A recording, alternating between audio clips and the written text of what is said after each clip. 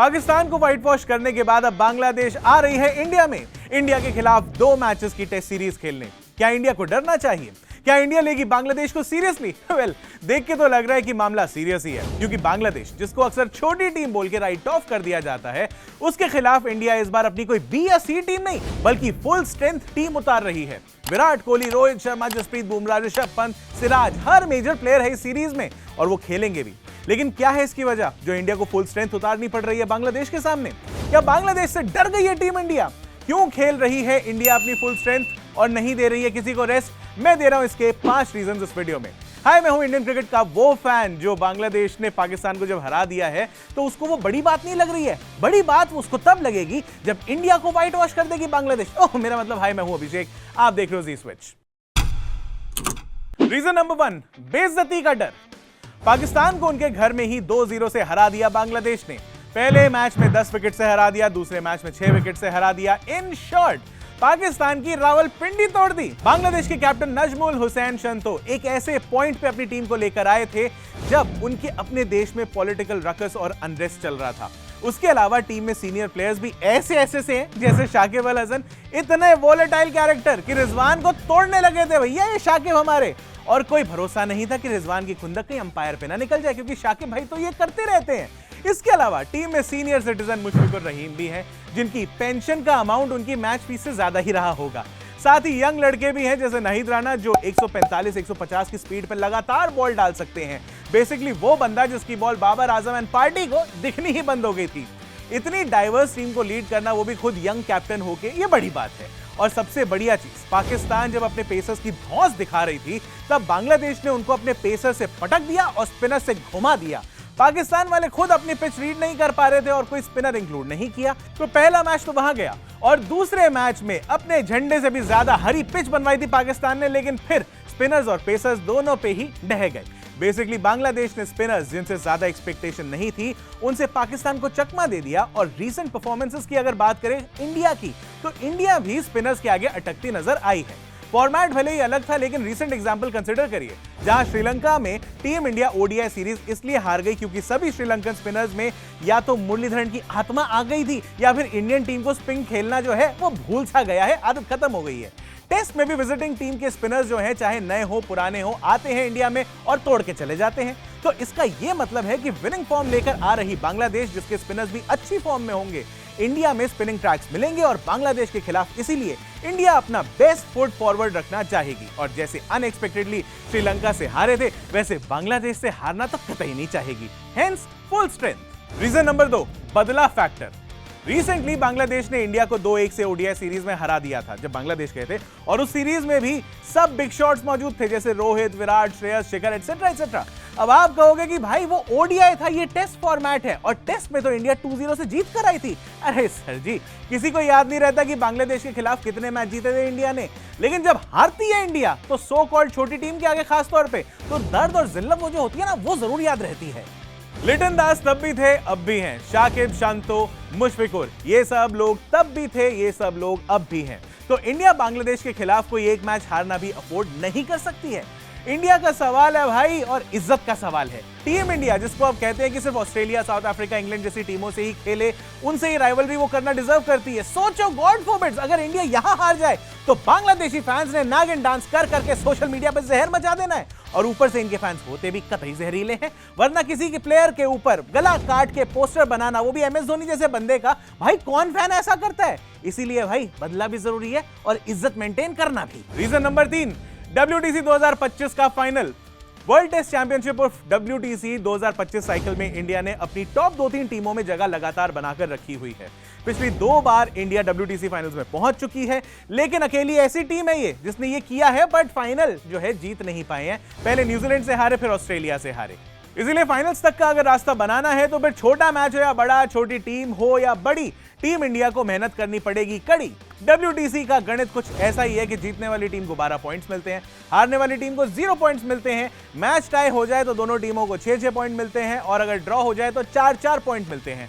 ऐसे में maximum points मिलेंगे अगर मैच जीत जाओ। लेकिन जो WTC के पॉइंट्स या रैंकिंग टेबल है या जो सिस्टम है, उसमें रैंक्स परसेंटेज पॉइंट्स के हिसाब से तय होते हैं। बेसिकली आपने कितने पॉइंट्स लिए रैंक उसके हिसाब से नहीं सेट होगी, आपके पास कितने मैक्सिमम पॉइंट्स अवेलेबल थे और आपने कितने जीते उसका परसेंटेज निकलेगा और उसके हिसाब से आपकी रैंक बनेगी। तो मैक्सिमम परसेंटेज बनाने के लिए आप जीतने के हिसाब से ही खेलोगे और ऐसे में आने वाली डिफिकल्ट टेस्ट सीरीज से पहले आपको बांग्लादेश रिलेटिवली इजी टीम मिल रही है, जहां आप चाहोगे कि दोनों टेस्ट जीतो और अवेलेबल पॉइंट्स जो होंगे वो 100% लेके स्टैंडिंग्स में आपका नाम टॉप पे ही रखो, ताकि फाइनल मैच जो कि इंग्लैंड के लॉर्ड स्टेडियम में 11 से 16 जून 2025 को खेला जाना है, उसमें टीम इंडिया तीसरी बार क्वालिफाई कर जाए और अब की बार तो जीत भी जाए। And as far as WTC is concerned, बेचारी इंडियन क्रिकेट टीम जितना तरसी हुई है, अरे भैया हाथ को आया लेकिन मुंह ना लगाया।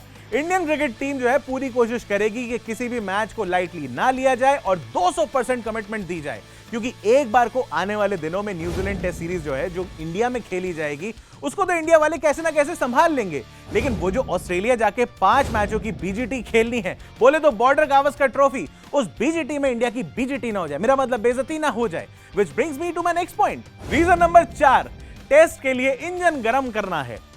बांग्लादेश के साथ घर पर 2 मैचों की टेस्ट सीरीज खेलने के बाद अगली टेस्ट सीरीज जो खेलनी है वो है 3 मैचों की वर्सेस न्यूजीलैंड, और ये इंडिया में ही खेलनी है। पिछली बार जब न्यूजीलैंड इंडिया में आई थी टेस्ट खेलने के लिए, तब इंडिया 1-0 से सीरीज तो जीत गई थी, लेकिन उनके एजाज पटेल साहब जो थे एक इनिंग्स में 10 विकेट लेके चले गए थे, यानी कि स्पिनर। तो इतना तो आसान नहीं होने वाला है, लेकिन चलो इंडिया के पास होम एडवांटेज होगा, देख लेंगे।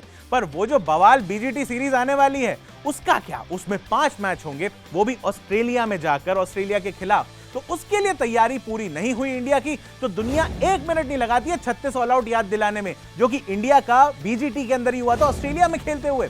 वो तो शुक्र है कि इंडिया वो सीरीज जीत गई थी, वरना 36 ऑल आउट का भूत जो है इंडिया का पीछा नहीं छोड़ने वाला था। लेकिन जैसा मैंने पहले बताया कि percentage points are important in world test championship rankings, मतलब ये कि आपकी पॉइंट्स परसेंटेज जीत से ही सुधरेगी, ड्रॉज करके नहीं। और ऑस्ट्रेलिया वाले तो अभी से ही माहौल बनाने लगे हैं, ट्रैश टॉक और बयानबाजी भी करने लगे हैं कि इंडिया को हरा देंगे, ये कर देंगे, वो कर देंगे, फुल बकर काट रहे हैं। इसीलिए जरूरी है कि टीम इंडिया बीजीटी तक आते आते अपने फुल पोटेंशियल पे खेल रही हो और जरा भी ढीली ना हो। ऐसे में ये 2 मैच की टेस्ट सीरीज अगेंस्ट बांग्लादेश बहुत जरूरी है। बस याद दिला दूं कि आखिरी बार हमारे स्टार प्लेयर्स ने टेस्ट मैचेस कब खेले थे। जसप्रीत बुमराह और रोहित शर्मा ने आखिरी बार टेस्ट खेला था मार्च 2024 में वर्सेस इंग्लैंड। विराट कोहली ने आखिरी बार टेस्ट खेला था जनवरी 2024 में वर्सेस साउथ अफ्रीका, और ऋषभ पंत ने आखिरी बार टेस्ट खेला था दिसंबर 2022 में वर्सेस बांग्लादेश। तो इस बार जो मैचेस होंगे वो बहुत ज्यादा जरूरी होंगे और इसीलिए ये सीरीज बहुत इंपॉर्टेंट है। प्लेयर्स भी मान के चल रहे हैं, सीनियर जूनियर सबको ये खेलना जरूरी है। ये वार्म अप है, प्रैक्टिस है या जो भी है, भैया पूरी टेक्निक लगानी है और बड़ा जरूरी मान के सीरीज को चलना है। रीजन नंबर 5, गौतम जी का गंभीर टेस्ट डेब्यू। गौतम गंभीर ने टीम इंडिया का हेड कोच बनते के टाइम एक बात बोल दी थी कि भैया इंडियन टीम पूरी दुनिया में बेस्ट परफॉर्मिंग टीम रही है previous head coach Rahul Dravid साहब के टेन्योर में। ओडीआई वर्ल्ड कप में फाइनलिस्ट रही, एशिया कप की विनर, WTC के 2 एडिशंस में फाइनलिस्ट और T20 वर्ल्ड कप में विनर। द्रविड़ साहब T20 वर्ल्ड कप जीतते ही रिटायर हो गए और उनकी जगह ली गंभीर साहब ने। गंभीर साहब के ऊपर प्रेशर भी होगा कि इंडियन टीम को अब इस लेवल से और भी ऊपर लेकर जाना है। 2025 में चैंपियंस ट्रॉफी भी है, जो कि मोस्ट प्रोबेबली ओडीआई फॉर्मेट में ही खेली जाएगी और उसके बाद होगा WTC फाइनल। इन दोनों अपकमिंग आईसीसी टूर्नामेंट्स में से एटलीस्ट एक तो जीतना पड़ेगा गंभीर साहब को, वरना उनका गुस्सा हारने वाला कई लोगों को झेलना पड़ सकता है। अरे साख की बात है भाई, कुछ ही दिनों पहले गंभीर साहब की कोचिंग में पहली T20 सीरीज खेली थी इंडिया ने श्रीलंका में, वो सीरीज इंडिया जीत गई थी, बहुत बढ़िया। लेकिन उनकी जो ओडीआई सीरीज वाली जो पहली आई थी उनके अंडर कोचिंग करते हुए, वहां श्रीलंका से इंडिया बुरी तरीके से हार गई। बड़ा मजाक बना भाई इंडियन टीम का, और साथ में गौतम गंभीर साहब का भी बना। अब गंभीर साहब जो अपने नाम के मुताबिक अक्सर गंभीर रहते हैं, वो कतई नहीं चाहेंगे कि पहले हल्की हुई पड़ी श्रीलंका से हार मिले और अब पंप हो रखी बांग्लादेश से भी हार मिले। T20 और ODIs के बाद अब गंभीर साहब as a coach test format में भी डेब्यू करने वाले हैं India versus Bangladesh test series के अंदर। अब इसके अंदर टॉप प्लेयर्स को छुट्टी कैसे मिल जाएगी भाई? गंभीर साहब बैठे हैं वहां पे, किसी को नहीं मिलेगी। वैसे नर्वस तो नहीं है ना कहीं गंभीर साहब? हो भी सकते हैं, क्योंकि अब ये कह नहीं सकते ना कि भाई पिछला वाला जो अनएक्सपेक्टेडली हार गए थे, इस बार वाला भी ना हार जाए। नहीं, क्या आप इन पॉइंट से इत्तेफाक रखते हो या नहीं? क्यों खिला रही है टीम इंडिया अपनी फुल स्ट्रेंथ वाला स्क्वाड अगेंस्ट बांग्लादेश? क्या इंडिया कॉशियस हो रही है या फिर अब बांग्लादेश छोटी टीम नहीं रही जो लिबिर लिबिर करती रहे? अब बांग्लादेश हो गई है बड़ी टीम जिसको चाहिए फुल इज्जत। जो भी आपको लगता है नीचे कमेंट सेक्शन में बताना। बाकी जी स्विच को इंस्टाग्राम, यूट्यूब और फेसबुक पर फॉलो कर लो, सब्सक्राइब कर लो। क्रिकेट, फिल्म्स, पॉलिटिक्स, हर तरह का कंटेंट आपको यहां पर मिल जाएगा। मेरा नाम है अभिषेक मनचंदा, आप देख रहे हैं जी स्विच।